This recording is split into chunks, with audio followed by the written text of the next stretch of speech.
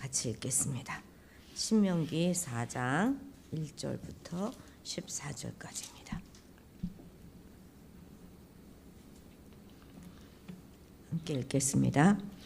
이스라엘아, 이제 내가 너희에게 가르치는 규례와 법도를 듣고 준행하라. 그리하면 너희가 살 것이요 너희 조상의 하나님 여호와께서 너희에게 주시는 땅에 들어가서 그것을 얻게 되리라. 내가 너희에게 명령하는 말을 너희는 가감하지 말고 내가 너희에게 내리는 너희 하나님 여호와의 명령을 지키라. 여호와께서 바알 부올의 일로 말미암아 행하신 바를 너희가 눈으로 보았거니와 바알 부올을 따른 모든 사람을 너희의 하나님 여호와께서 너희 가운데에서 멸망시키셨으되 오직 너희의 하나님 여호와께 붙어 떠나지 않은 너희는 오늘까지 다 생존하였느니라. 내가 나의 하나님 여호와께서 명령하신 대로 규례와 법도를 너희에게 가르쳤나니 이는 너희가 들어가서 기업으로 차지할 땅에서 그대로 행하게 하려 함인즉 너희는 지켜 행하라. 이것이 여러 민족 앞에서 너희의 지혜요 너희의 지식이라. 그들이 이 모든 규례를 듣고 이르기를 이 큰 나라 사람은 과연 지혜와 지식이 있는 백성이로다 하리라. 우리 하나님 여호와께서 우리가 그에게 기도할 때마다 우리에게 가까이 하심과 같이 그 신이 가까이함을 얻은 큰 나라가 어디 있느냐. 오늘 내가 너희에게 선포하는 이 율법과 같이 그 규례와 법도가 공의로운 큰 나라가 어디 있느냐. 오직 너는 스스로 상가며 내 마음을 힘써 지키라. 그리하여 내 눈으로 본 그 일을 잊어버리지 말라. 내가 생존하는 날 동안에 그 일들이 내 마음에서 떠나지 않도록 조심하라. 너는 그 일들을 내 아들들과 내 손자들에게 알게 하라.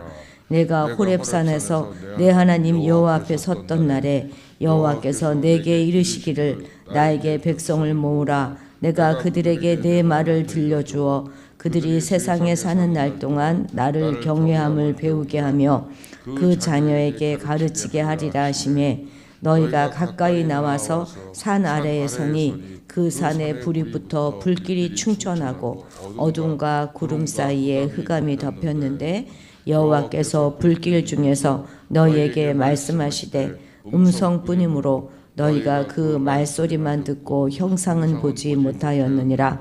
여호와께서 그의 언약을 너희에게 반포하시고 너희에게 지키라 명령하셨으니 곧 십계명이며 두 돌판에 친히 쓰신 것이라.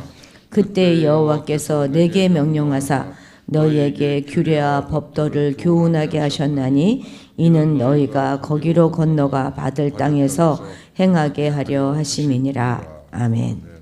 아멘.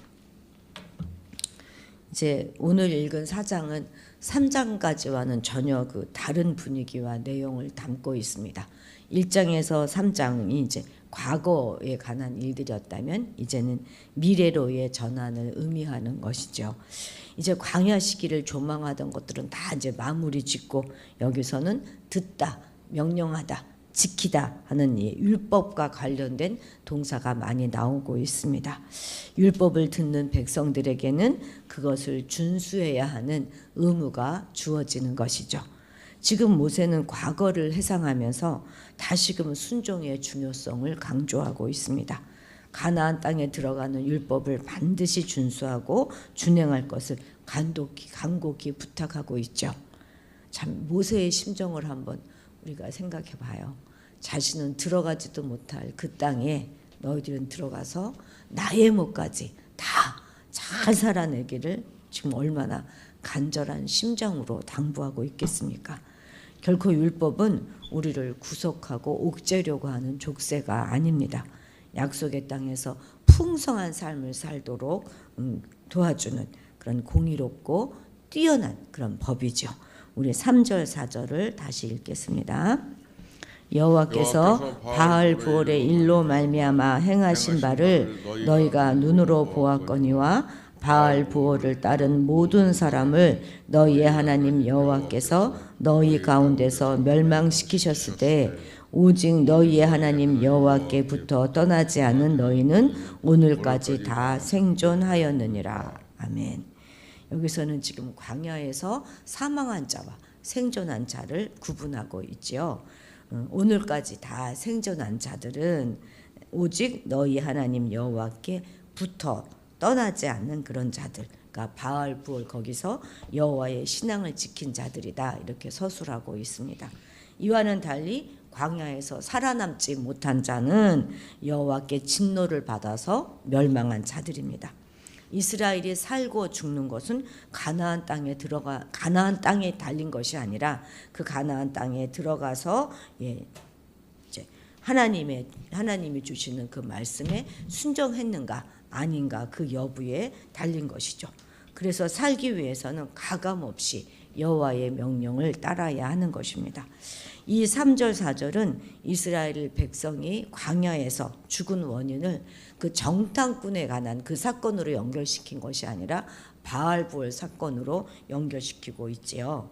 지금 이 과거 사건 바알부올 사건을 신학적으로 재해석하고 있는 것인데요.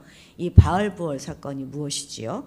이것은 민수기 22장에서 24장, 25장 그 초반부까지 나오는 그런 이야기인데, 모압 왕 발락이 메소포타미아에 있는 선지자 주술사죠. 그 발람을 초청해서 이스라엘을 저주해 주기를 요청합니다.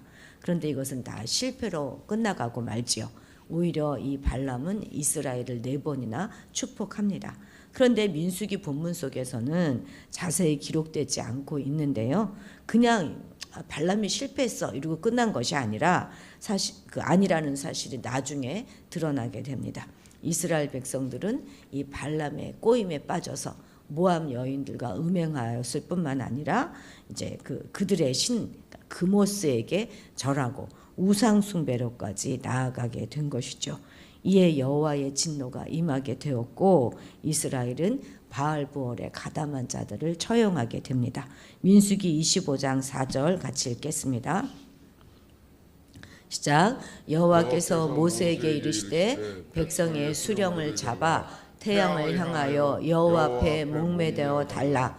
그리하면 여호와의 진노가 이스라엘에게서 떠나리라. 그리고 나서 이제 연병의 재앙이 일어나서 이스라엘 2만 4천 명 이상이 죽었던 그런 비참한 사건이 바로 이 바알부올 사건입니다. 광야 거의 끝 무렵에 일어난 이 사건은 과연 이들이 우상 숭배가 만연한 그 가나안 땅에 들어가서 충분히 살 만큼 그런 신앙이 잘 준비되어 있는가 하는 것에 대한 심각한 의문을 던지게 만들었습니다. 하나님의 백성이라고 할지라도 우상을 따라간 자들은 모두 죽게 된 것이죠. 오직 끝까지 하나님께 붙어있던 자들만 살아남았습니다.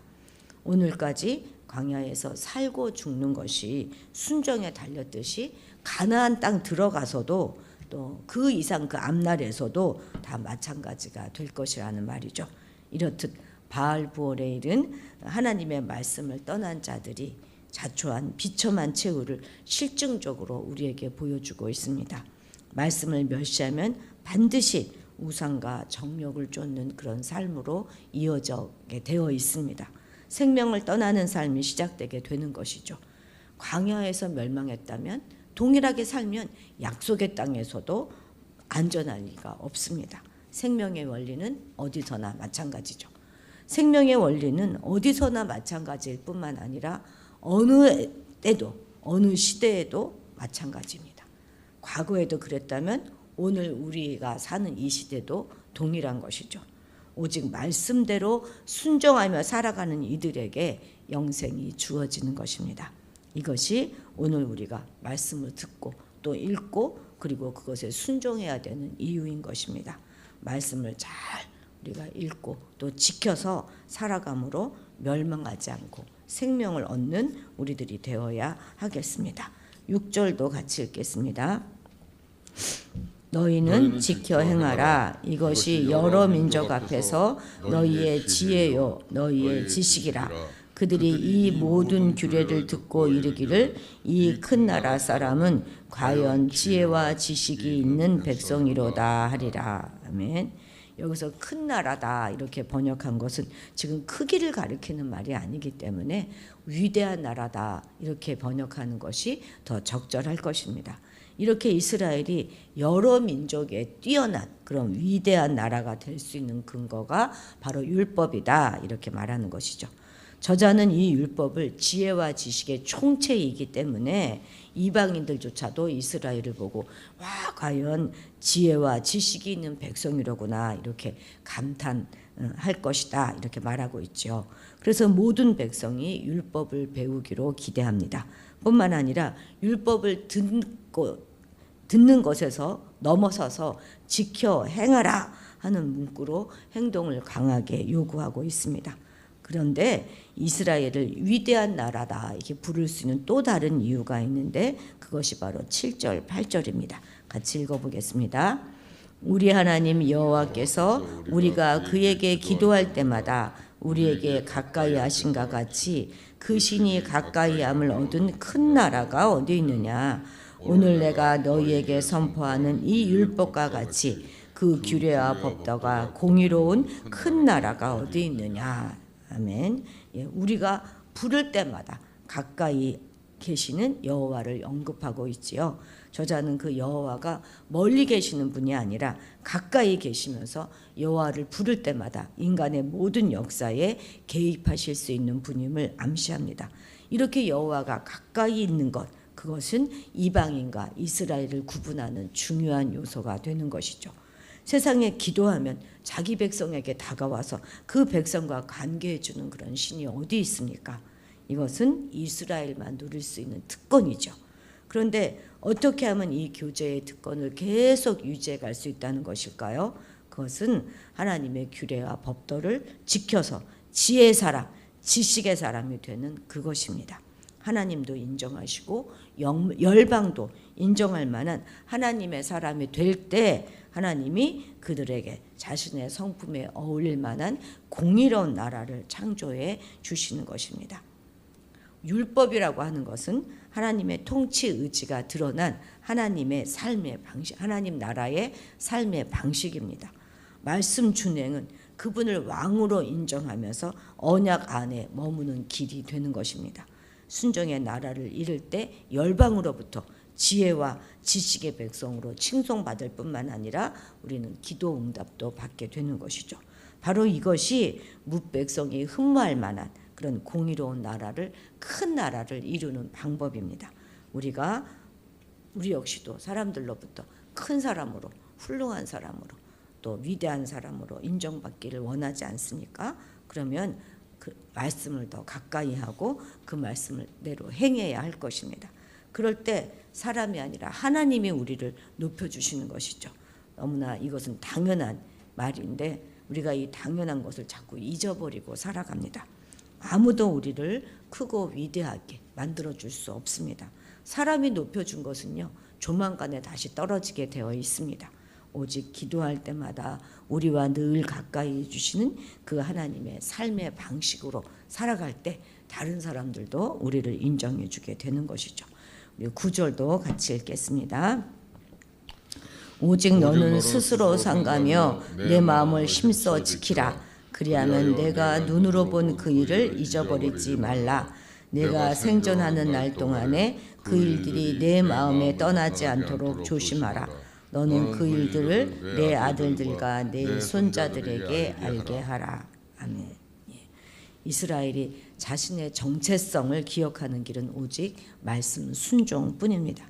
그들이 어떻게 하나님과 관계를 맺기 시작했고 또 어떻게 무에서 이스라엘이 창조되었고 어떻게 가나안 땅에서 한 나라로 존재하면서 하나님과 언약 관계 속에 있게 되었는지 그것을 잊지 않는 그것이 그들의 살 길인 것입니다. 그러자면 하나님께서 시내산에서 주신 그 십계명뿐만 아니라 하나님의 모든 규례와 법도를 따라서 살아가야 하는 것이죠. 하나님을 경외하고 이웃을 사랑하며 세상을 향해서 공의와 정의, 인자와 자비라고 하는 하나님의 성품이 반영된 그런 나라를 이루어야 하는 것입니다.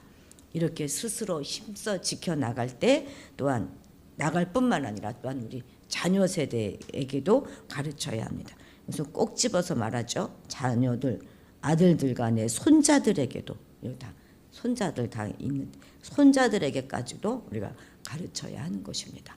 호렙산에 임한 크신 하나님과 언약을 맺었던 그 이야기를 들려주고 그분을 경외하도록 우리가 가르쳐야 하는 것이죠. 우리에게도 십자가와 부활의 그 큰 이야기를 자손들에게 들려주어서 그들이 하나님 사랑 안에서 자신을 바라볼 수 있도록 해주어야 합니다. 우리가 자손들, 손자들에까지도 다 영적인 멘토가 되어야 하는 거예요. 그러기 위해서는 우리가 그냥 고리타분한 그런 어른이 아니라 정말 우리가 그들에게 인정받고 존경받는 사람이 되어야 하는 것이죠. 그런 우리의 믿음의 이야기들로 우리가 늘 그 자식들, 손자들까지 하나님께로 설득해야 하는 거예요. 하나님은 이런 분이시다고 설득해야 하는 것입니다. 우리가 우리 자식들과 손자들에게 더욱 생생한 이야기들을 많이 들려주기 위해서는 오늘을 보다 하나님과 함께 역동적으로 살아내야 하는 것입니다. 나이에 매이지 않고 역동적으로 살아내야 우리 아이들과 호흡할 수 있는 것이죠. 더욱 영적으로 민감해지기 위해서 기도합시다. 그럴 때 우리는 믿음의 명품을 세워나갈 수 있게 될 것이고 이 악한 세상 가운데서 우리의 자손들을 잘 지켜나갈 수 있을 것입니다. 듣고 배우고 또 깨닫고 한다고 해서 믿음으로 사는 것은 아닙니다.